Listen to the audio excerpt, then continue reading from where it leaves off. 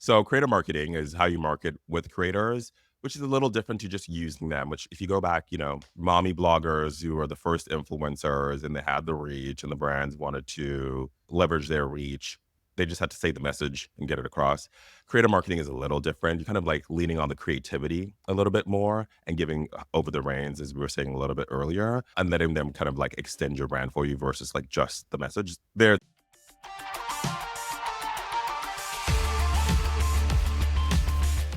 Imagine a blockchain built for you. No wallets, no keys, no hassle, just innovation. Welcome to Zion, the first walletless Layer 1 blockchain purpose built for consumer adoption. With Zion, developers can build, launch, and scale products that are ready for the masses. No technical barriers for users, thanks to groundbreaking chain abstraction.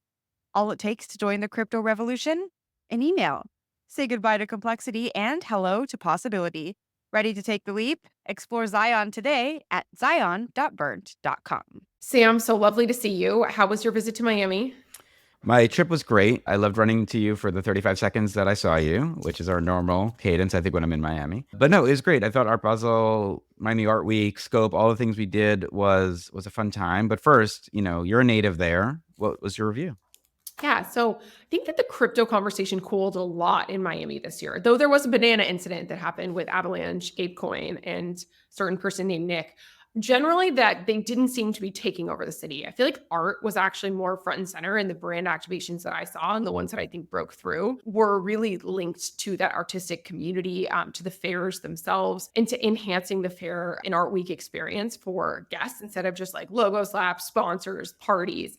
So my view was it was more chilled in terms of like not as crazy packed, like can't get in anywhere, but more meaningful, maybe more linked to art and also a broader community of attendees. I think that some of like the super in the know cool kids weren't there, but it was more people there.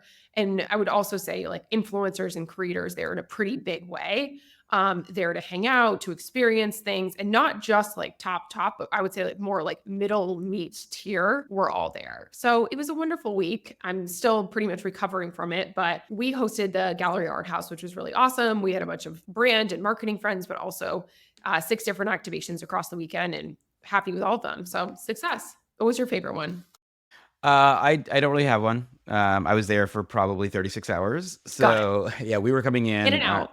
Yeah, you and I spoke at Scope on their stage there. And so I had a 2-hour block with museums, creators, artists, investors, which, one of which we have coming on the pod next week. But I thought it was a great time. It seemed a little muted to me, and I didn't get to like walk everything, but the whole thing seemed muted. It made me wonder in the same way that like we've seen brand dollars start to leave South by Southwest or CES. I wonder if, those things are going more towards sports or their own activations at this point. Because I just didn't see the chaos of a few years ago when it was like James Same page. Blake and Cardi B and all the big stuff. Almost every music act that I saw was all DJs. And it was like DJs Yeah. from like 10 years ago, right? Disclosure at Chase Sapphire, Fatboy Slim, like Richie Houghton, all these old school DJs were there, which was cool. But again, I was looking at it through the like large, like what would the ROI be for a brand to come in today? And even though I think like, our friends over at Chase Sapphire crushed it and like it was a beautiful experience, and I thought that was the one I got to spend time with and I was really happy with.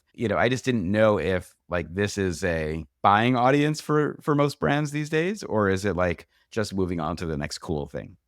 Yeah, I think the ones who stood out to me of like being really well integrated there are the ones who either captured the attendees well, like we did this one thing for Mhm. Ulta that I thought was such a hit because like it was packed and people were excited. They were trying products and they were experiencing like the joy of Ulta. Like I was getting a ton of unsolicited texts just saying how people loved the event, which is always nice. And then the ones who really linked it to art. So actually Jaguar, I know controversial. People have feelings about the campaign.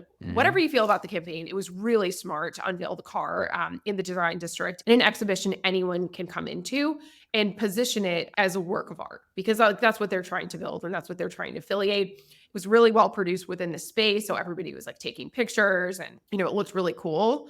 I think Those types of brands did it right. Perrier, this is small, but I thought it was really cute. They had around the Art Basel fair itself these little kiosks that said feel elevated. And I was like, that just captures the exact vibe or the exact aspiration of someone who's attending this fair is Mhm. feeling elevated. And, it had like the bubbles ascending. So I thought that was good. But let me ask you this, Avery, from an experience perspective. Every year at Art Basel, the main character is always the traffic.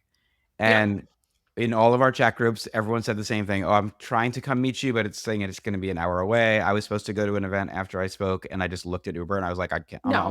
not going to this event. And so I do wonder how much this event ends up losing because the city is really just not designed for the way that this event should roll out.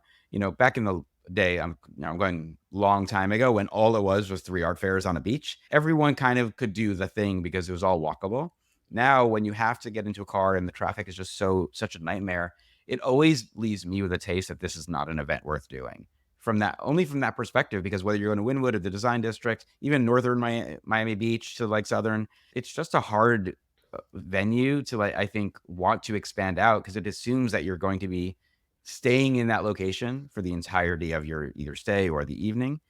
And it is one of those things that just really, to me, deadens the event as an opportunity. Even though I love the event, I've been many times, I always have the same takeaway, which is I'm just going to stay where I am and I'm not going to even accept anything that is anywhere else. Right. You kind of need to stay on one side or the other. You're like, okay, I'm on the beach or I'm on the mainland. Miami did make a small step in the right direction this year with the free water taxi. I actually took it Mhm. yesterday just to sort of experience it. And they just need to do that times like 100 because you can very easily go across the water. And it's a really nice way to see the city too. Like you can leave in front of Casa Donna. They drop you off right in Sunset Harbor. It takes 15 minutes. Then you're like, also, they can make it smart. Like there could be a wine sponsor, Perrier could sponsor that. And like, Mhm. make that a fun experience instead of just making it like, oh, I just sat in traffic and now I'm super grumpy. And even people are getting in fender benders and it just becomes like a very frustrating thing. So I think that's a good idea. I also think Blade could do a big, activation there and that would be smart, solving a real consumer need. I wonder, yeah. Yeah, there's something has to happen, I think, or else it just becomes easier to spend money somewhere else where you don't have to chase traffic to find your audience. I want to go back to something you said earlier though, which is about it feeling more muted for crypto, which is just interesting because whatever 2 days before Art Basel started, or no, the day Art Basel Scope Miami Art Week started was the day we hit 100,000 on Bitcoin. So one would think to some degree, if I was a traditional art seller, I would be like, people are crypto rich right now. Let me make this an opportunity. And we've been seeing an accumulation over the last 60 days of price, right? So I do wonder if that was a miss actually within the crypto world of saying these folks who want to maybe rotate some of those profits into assets that have a long time value or a status symbol to them might not have been a good idea. I didn't see very much of it at all. I agree. There was very little crypto. We did our first CoinDesk prize at Scope this year, which was with partnership with White Walls, who's a partner of ours, where we actually wanted to bring an artist's first work on chain as part of a Mhm. purchase of the artwork. So we were able to walk Scope. We found this amazing artist from Nigeria who does these beautiful sculptural works. And we basically talked to her gallerist and said, do we think that she would be interested in selling us the work? And can we get that work on chain, whether it's just provenance or the work itself? Because one of the things we also did as part of our deal was it was going to immediately be acquired and then donated into the permanent collection of the Toledo Museum of Art.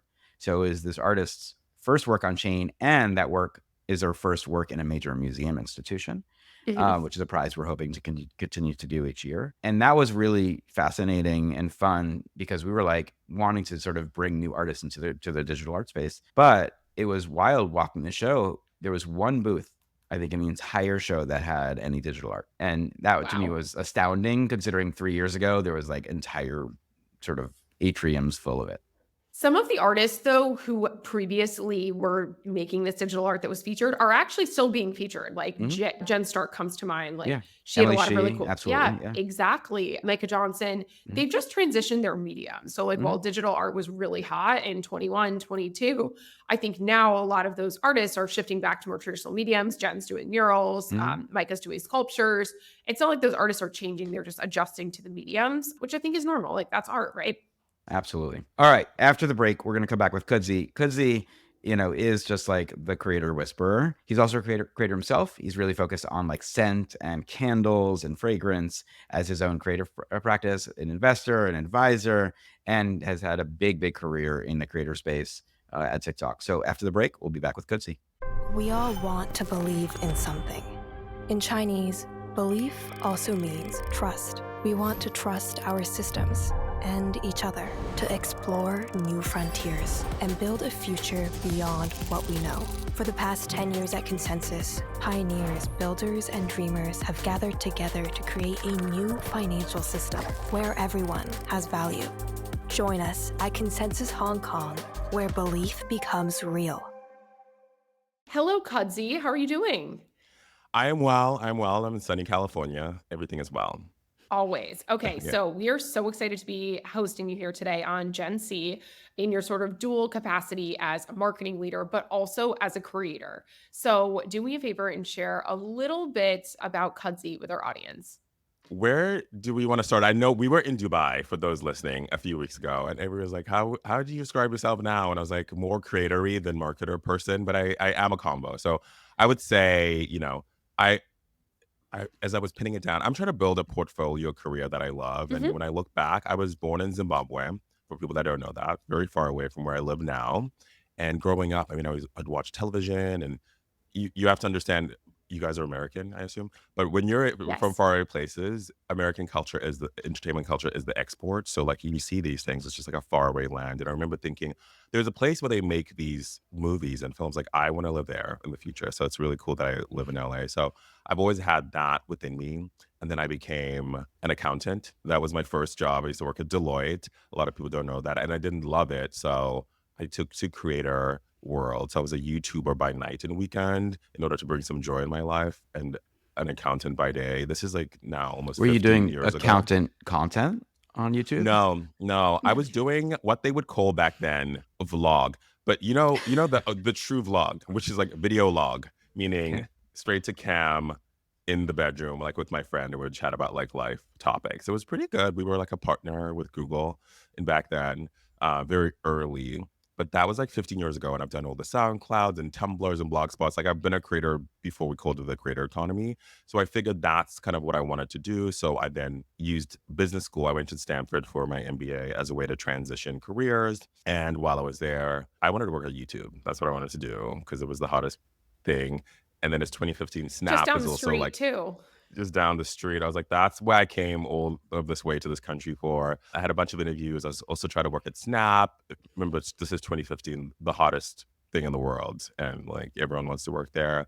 I didn't quite figure that out. But an investor who was a guest speaker in one of our classes, which is the joy of Stanford, there's so many investors, Silicon Valley, mentioned there's this app called Musically that's doing really well. That's the one you want to get into. You always want to go when it's like early rocket ship growth. You'll grow, there'll be more work than people, so you'll get a lot of experience. So that's what I did, and that's how I'm here as the person who has worked at a platform, continues to create on platforms, and now advises kind of like people in the space.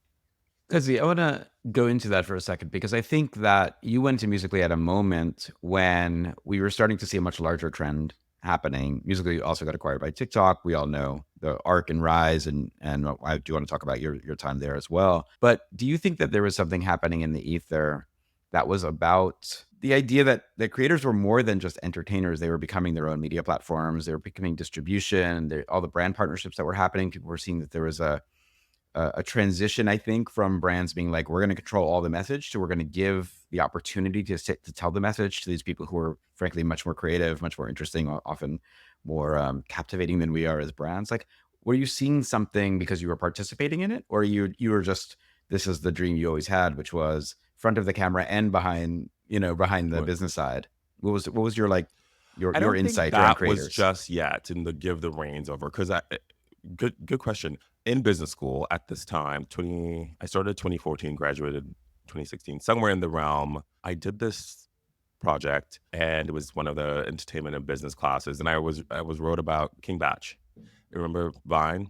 And I reached out to him. I did an interview with him and his manager, and I wrote this whole paper. I could already feel there was like a shift in the kind of talent part of it. I don't think you could feel just yet kind of the shift in advertising dollars and those like getting handed over to the creators. It was just that there were some new voices that young people are interested in watching more than they are kind of, or maybe as much back then as they were traditional voices. So that's what I could feel. That's what excited me more than anything. Okay, so you end up moving to Musically. You are a creator yourself. You're helping creators really market the platform during the TikTok sort of transition. You now refer to yourself as a creator marketing leader, which sounds like you're a multi hyphenate who's putting these two things together. How would you define your current capacity and sort of the portfolio of careers that you're building? For sure. I've been working on that header for too long. I've probably thought about it more than anything. What do you have on your LinkedIn? What do you guys have? Like up top. Chief Marketing Officer, comma, Uh, MD LATAM. okay. Right. I'm like head of media innovation / experience. Got it. Okay. So I Everyone had the has like multiple dimensions, is what multi I'm Yeah. hearing. that's the Yes. thing. I've done so many formats and versions and chat GPT to death where I was just like, let's maybe just keep it simple. So creator marketing is how you market with creators, which is a little different to just using them, which if you go back, mommy bloggers who were the first influencers and they had the reach and the brands wanted to leverage their reach. They just had to say the message and get it across. Creator marketing is a little different. You're kind of like leaning on the creativity a little bit more and giving over the reins, as we were saying a little bit earlier, and letting them kind of like extend your brand for you versus like just the message. There's an overlap, of course, but what I love about creators is like there's a creative authenticity. So when I talk about being a leader, I talk about doing three things. One, having worked at the platform, having started Musically, which became TikTok, and built out our creative partnerships and then creative marketing team around the world.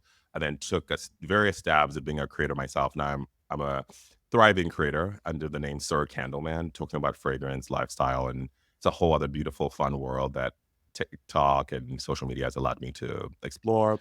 And then also advising VC companies that are in the creator economy. So I use the word leader broadly, but yes, it is a multi hyphenate, but based on those true pinnings. And I like to say a lot of people talk about creators wanting to be a creator creating. I'm like, unless you've pressed the button and actually made the video, like you can't really say it. And you both do, so it's fine.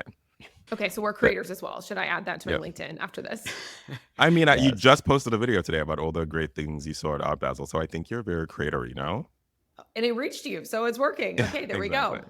Message delivered. But I mean, it's interesting because I look at myself and I say I create a lot of things, but I don't look at myself as a creator. And mainly because I think I don't put the work in to do that. I put the work into a show. I put the work into writing. I put the work into creating, this sort of network of people who we end up being able to build things together. I'm not as comfortable as you or Avery is just turning on the camera and talking. And I think that's just partly age, right? It's partly that's the fact that I've not been that person for a long time. I was always a behind the scenes person. So do you think that in a creator world that there is like a model people have to fit into? Or do you think that I think anyone it really can depends on be your that? goal. I think it depends on your goal. I used to coach. I mean, I was the first creative partnerships person. I used to coach a lot of creators. Then it became a little therapy-esque, and I was like, okay, I need to chill. But what you're saying doesn't make sense to me because you're on camera right now, so you're doing it. I know it's my own self-doubt for sure. Yeah. Okay. So this is the thing. When you really go into it, and we don't need to be Oprah on here since, it's not that. It's like you have to, one, believe in yourself and then be willing to like open yourself up to being perceived. Mm. But the way to do it so that it doesn't freak you out, I think, and I would coach creators like this, is to almost do it as an offering. So less so of I want people to see me and all of this, but more so I have something to share. And it could be entertain, inspire, and inform. Those are generally the three kind of pillars. And if you give it as an Oh, offering, it's so much easier. remembers those from their TikTok days. They're always telling us about those pillars. Listen, I wrote a lot of that playbook. It's true. It's true. Those are the things. What else can a video be? So if you go through that lens and you're giving something that's of service, that's good, that's uplifting to people, it's like so much easier to be confident and give it a shot. So Kudzi, I wanted to go back to those formative moments at TikTok. You were at Musically, it gets acquired by ByteDance. It then becomes TikTok. I think I was in an agency that we were an early agency partner of TikTok. And I think there was like 60 or 80 people alone in the US. It was not a big team. You were probably one of those people. And then I remember just in the year and a half we were working together, there was a moment where it was like suddenly everyone was talking about TikTok. But also the thing that was so interesting, and it was really coming from you guys, right, whether it's you or Nick or Sophia or all the people who were like in leadership there, that this was a very different type of creator, right? And I say that because I think we were all raised on like the Chriselle Lims and something Navies and Casey Neistat's like doing their thing, and then TikTok, it was like, no, I'm just going to make a sandwich, and suddenly I'm going to have 1 million followers, or the way Keith Lee did his, his arc. What do you think was so different about what was happening on TikTok? Because again, you were like literally the quarterback of helping this happen, that made that into a really different way that creators were showing up for their fans. Yeah, I mean, truly have had a blessed experience at TikTok. It was so fun, and I had such a good time, but it was also like this rocket ship, so you just hold on. A confluence of things happen. I think smartphone penetration, Gen Z getting smartphones. There is younger people wanting to be influencers slash creators, whatever word you love to use. I like the creator word. And then kind of the ending of Vine and, short form video being a way that people can communicate and like share information like really quickly. It's very shareable. And then with TikTok, and a good example is like me as a creator. So I've created everywhere. And, back in the day, if you made a YouTube video, which I did and I'm trying to do again, but it's too hard, is you have to like set up the camera and the lights. You got to like shoot it. You got to take the memory card. You got to put it on your laptop. You have to open Final Cut Pro or your editing software of choice. You got to do all that. You got to spend hours getting the right thumbnail because it's all about packaging for YouTube. If your thumbnail's wrong, your video is good, almost doesn't even matter. So it's quite the ordeal. With short form, you can make, and because of recommendation systems that are interest based, you can be served to an audience. So democratize the creation because it's easy, and it was able to help you find an audience quickly. So for example, I had gone to Paris. I had found this candle that inspired me so much. I wanted to tell everyone about it. I was making videos. They weren't doing that well, but one day, this all ties back. One day I was like, okay, I figured out how to go viral in this space. Rihanna just released a perfume. If I'm the first reviewer to do it, I'll get the views, which is very kind of YouTube beauty guru style. Like, I don't know if you're a big beauty guru people. You have to get the products first to review them first on YouTube. So I was trying the same approach. I posted the video flops, not good. But someone writes in the comments, that's not how you spray perfume, because I sprayed it and I rubbed my wrists, and you're not supposed to do that because the heat kind of crushes the top molecules. It alters the way the fragrance diffuses and the actual scent. You just need to let it dry. I didn't know this, so I looked it up. I'm like, oh, that's interesting. So I responded to the comment with a video, which you can do on TikTok, but on other platforms. And I just said, oh, you're all spraying perfume wrong. This is how you do it correctly. It was like, I literally made it in 30 seconds. I woke up the next day, that video had 2 million views. And that's the difference. It's like there was this community-driven, authentic creation that people love, that's kind of fast. It has to feel like a touch bit janky, but still like informative. And it has to have a lot of personality. And that's where I found my in as a creator. And that's why it works. It's like people are wanting a bit more of an authentic, creative connection. Okay, I want to unpack this for a few reasons. One, you did a video that flopped and you read a comment, though, that inspired the creation of something else. Were you still talking about like you reposted it on YouTube, or you did this one on TikTok? This is on TikTok. Okay, But I this is on reposted it on Instagram, and it also did well. Interesting.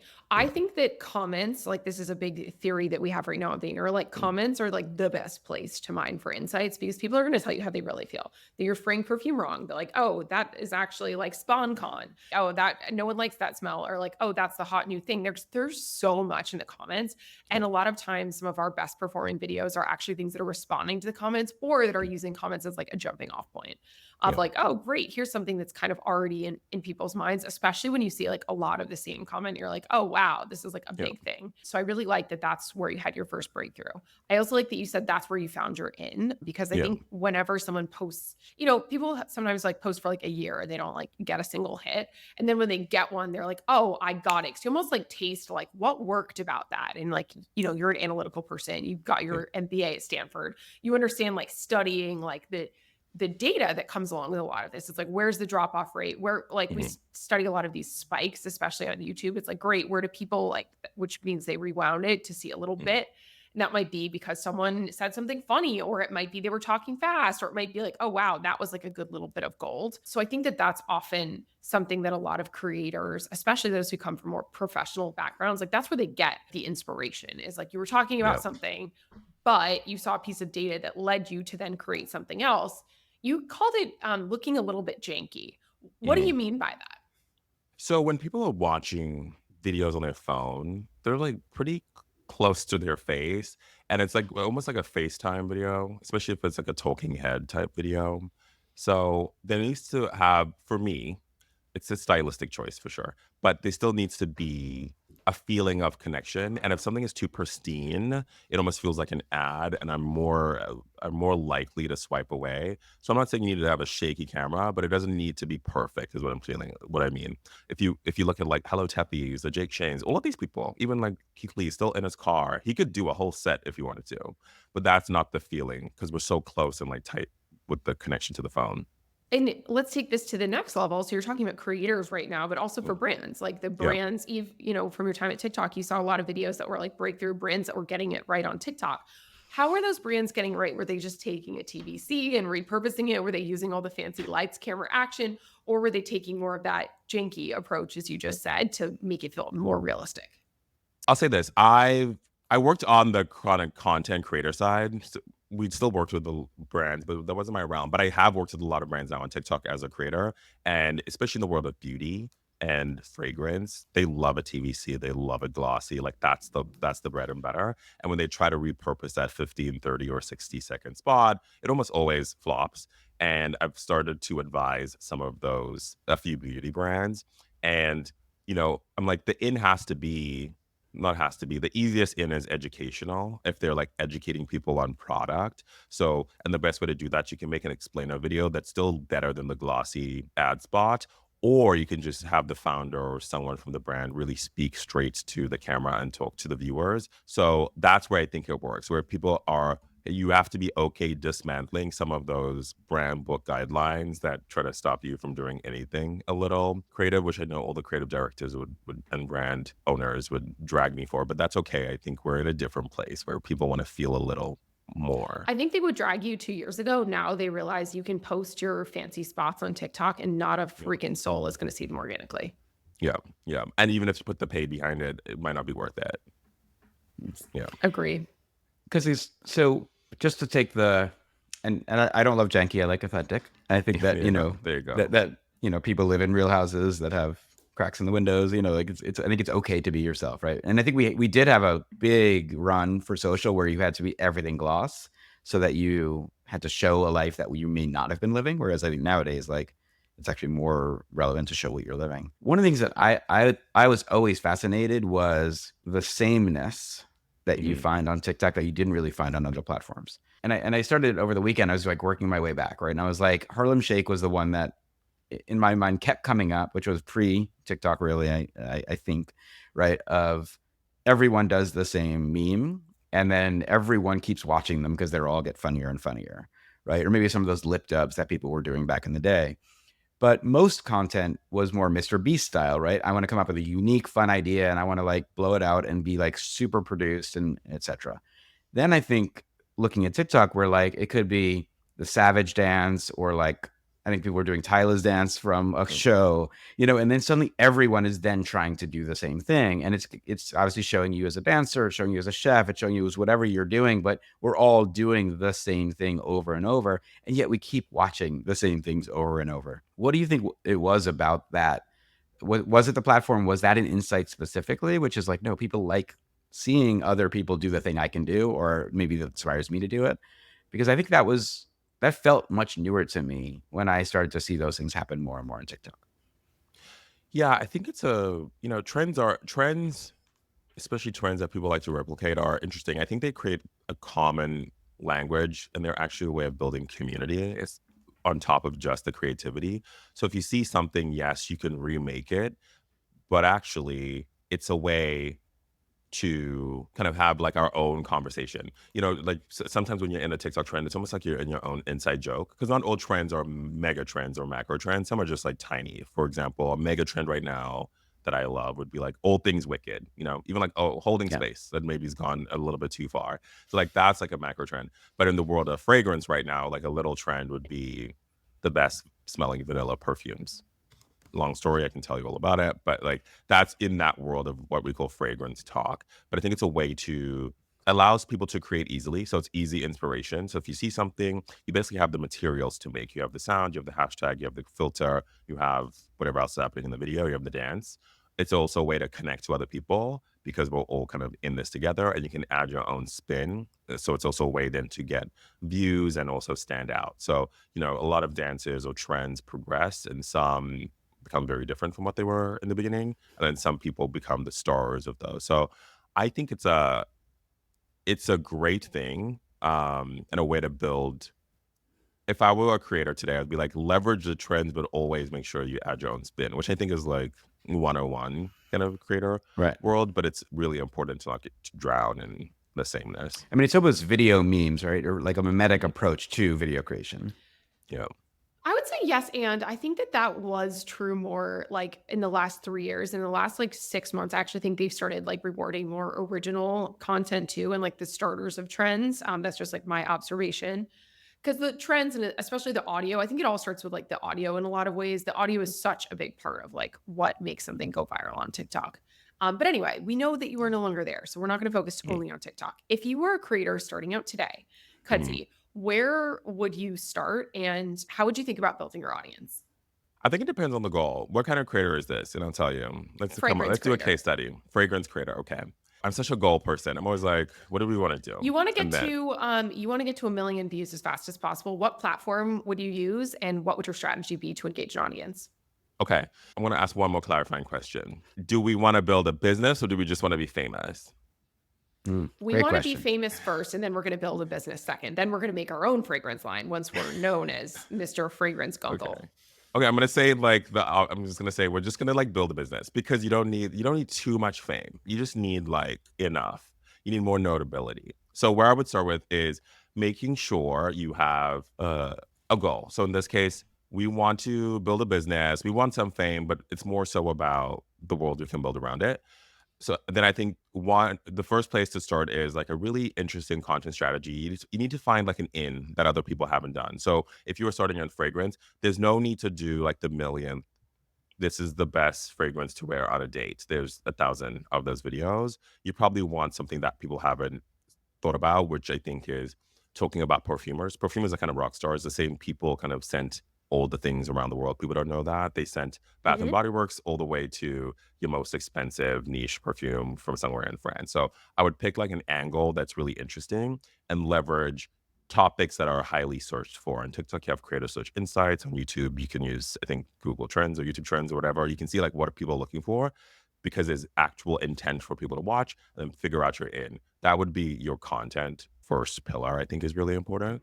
Two is you need stuff that is highly shareable to build an audience quickly. So, anytime I do, for example, if I make a video about reviewing this perfume, this is from Scentbird, it won't probably do that well. People don't love a deep dive into something that they don't know. But if I say like how to make your holiday season smell really great because you're not using this one product, gonna trick the mind, it'll be shared very broadly because a lot of people have to do that. So an in shareable content, and then I would engage as much as possible. So you need a lot of engagement. Most people post and then they leave, but they never respond to the comments, and then they never. People talk about community managing, meaning managing their own community. I think there's like another layer where you kind of just like manage the industry community. So like go to other accounts and like be part of the conversation so that Get up in the people comments. get in the comments, know you're around. And then if you do that correctly, you should get a press inquiry hit or two, and then you become notable because you're talking about something that people don't know. And then once your kind of publicity is going, you get some brand deals and you make some money. You may not have millions of followers, but you'll probably make more money than the people that have millions of followers in virality and nothing notable about them. That's just their Candleman approach. I think that, as they say, the riches are in the niches, and that is Yep. true on every platform and also in that sort of like specialization. If you're just like macro broad, just doing things that everyone does, sure, that might get like some hits, but I think really building something super specific, which is a benefit for brands too, right? Like you don't Yep. need to be everything to everyone. Yeah. Yeah. And it's very annoying sometimes as a creator because you want to be more than one thing. But I think you have to be strategic and not deviate too far, especially nowadays. People just want to look at you and know you are the person that does X, which is So, because fun. you as a creator is one piece of it. You advising creators is another piece. I know you've also done some angel investing. I know you've sort of dabbled. Obviously, you were at two major tech platforms, Musical.ly, Events, and TikTok. So, I guess what are you interested in? What are you investing in? What are the areas of growth that you see, knowing the state of the attention economy right now?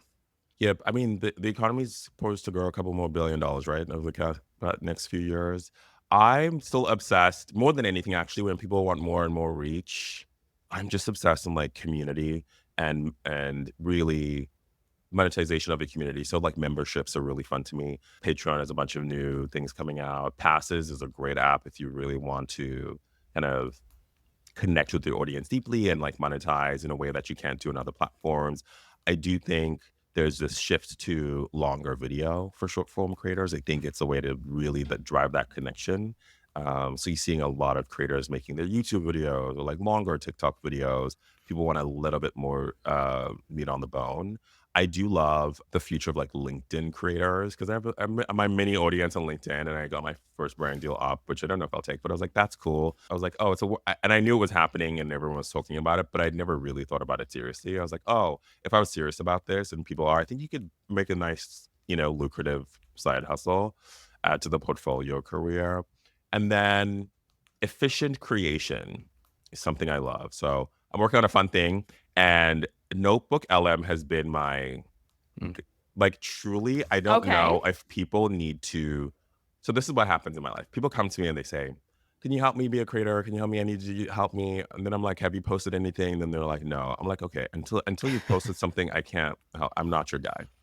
And now I'm even gonna they'll be like, "Oh, but I need a concept, I need ideas." Now I'm even more like there's too many tools to help you synthesize your thoughts and like craft the thing you want to craft. So I have a deep notebook LMR. I use 11 Labs for some audio stuff that I was gonna do. And all of that is like really fun to me because, and I know everyone's scared because, AI is gonna take over creators. You still need to be the creative spark in there, but there's so many ways you can be a lot more efficient. All the video and image generation, I think it's very cool. But that's interesting because, for example, we probably do 18 podcast episodes a week. One of them, and again, full transparency, one of them we do is AI driven, right? Mhm. We get a block of text and we are utilizing 11 to do it. Mhm. To me, now having done that for 6 months, it's the Mhm. least interesting piece that we put out. And because Right. we don't get the sort of the organic conversation that's going to happen when we're having a conversation. And we've also seen from a virality perspective, it is that like one comment that comes in a conversation with someone who's predicting why Bitcoin's going to go to 250,000, that then becomes our thumbnail, that then becomes the video that goes to 50,000 views. It is interesting to me that I still haven't felt like, productive wise, totally agree. All of Yeah. those tools are amazing to get you to a place where you can then think about how to be creative with it. But I don't see that as the creativity itself. And I wonder, is that part of the process you're looking at as well, which is these are great things to sort of prime the pump to like be a great creator, but being the creator itself as AI, it still is lost to me. For sure. I mean, I feel like I have the juice. You have the juice, you all have the juice. So like I am the juice. You can't like make it without the juice. I can bring in some other things to get us to package the juice faster. Mm. That's how I think about it. But I'm it's definitely a compliment. But for me, I'm like, in the past, I was like, I need a producer to do all this research and do this. I don't need to do that. I can put Yeah. all my research.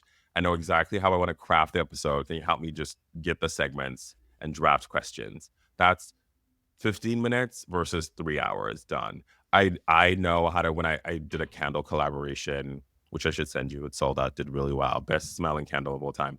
And I'm not a creative director, but I know exactly what I want something to look like. So I put the whole mood board in Midjourney and that actually we recreated that and that became the campaign. So Mm. for me, it's about how can you use the tools to give you those superpowers or like those things that you just maybe kind of to have an idea of what you want, but don't know how to bring it to life, and it can do for you.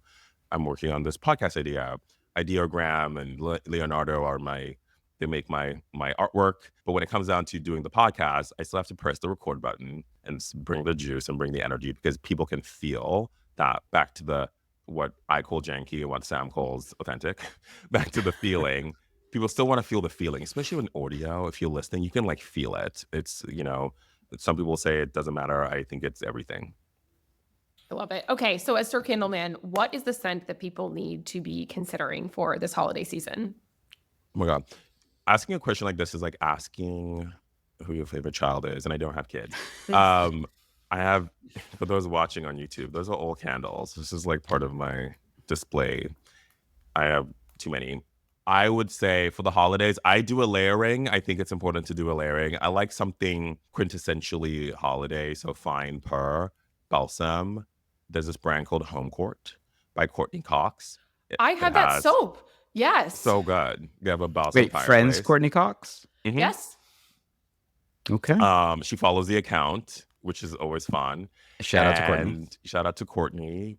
Balsam fireplace from there is really cool, so I'll take that one. And then I think you can add like a boozy note, something joyful and festive. There's this brand called Lafco that makes this white maple bourbon.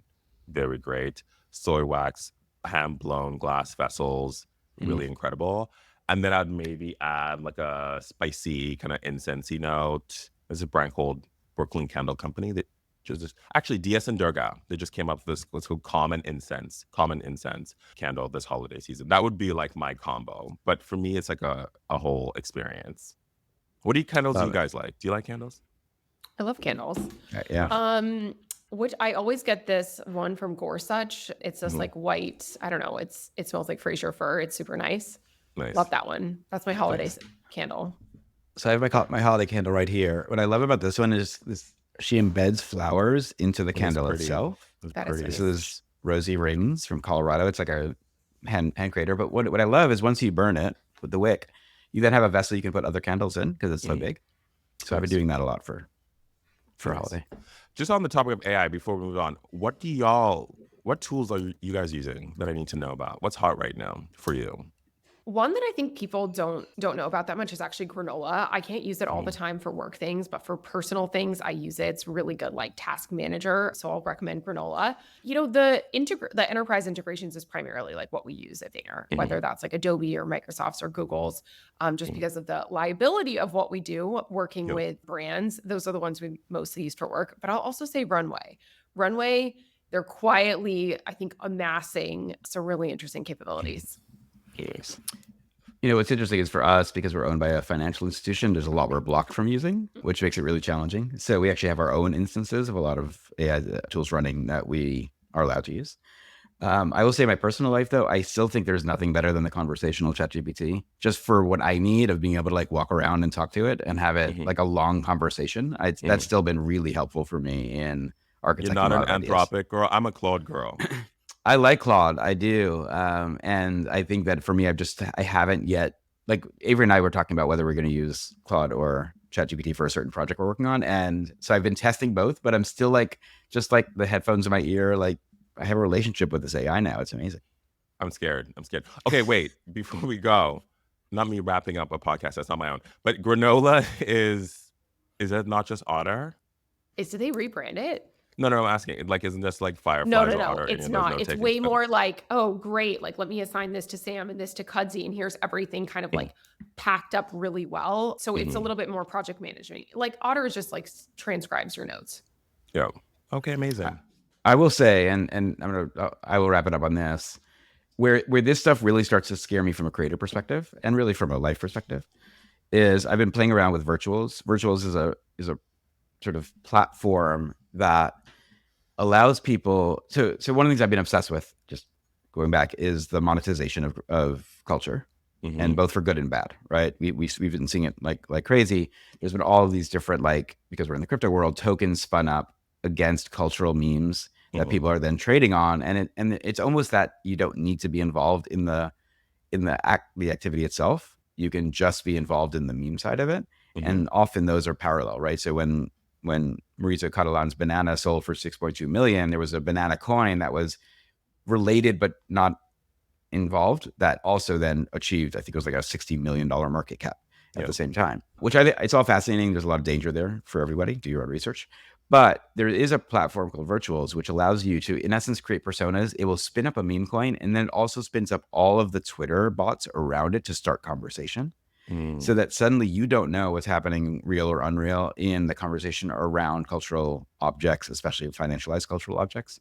It's all running on Base, on Coinbase. So I think there's a world coming that most people are not prepared for, where we literally are interacting with agents all day long, and we don't know their agents are human, and they're making recommendations. And so whether it's candle recommendations, fashion recommendations, financial recommendations, the motivation behind it is hidden in an algorithm.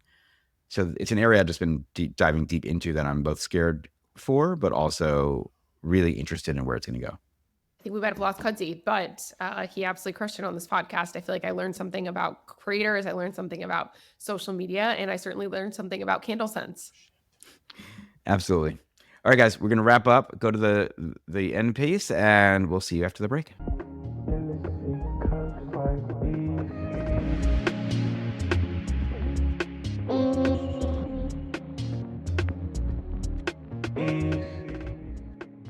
I just learned so much about creators, about TikTok, about Kudzi, about candles. Boom. Love it. Yeah, Kudzi's someone who, when I was at my last creative agency before CoinDesk, they were a big client for us. TikTok was, and it was when they were very small in the US. So it was really interesting because we got to engage with him a little bit in some of the live streams we were doing, because this is pandemic, right? And we were like doing live stream content for everybody, and some of the other executive team, and always was fascinated, because I don't think there's been a creator platform more forward than TikTok. And I think they just like truly helped to redefine that class of people. So I'm excited to sort of go deeper into what he told us and learn more. And I learned I'm also a creator now. I love it. You are a creator. Okay, Sam, great episode. I will see you next week. Sounds great. Thanks, Avery.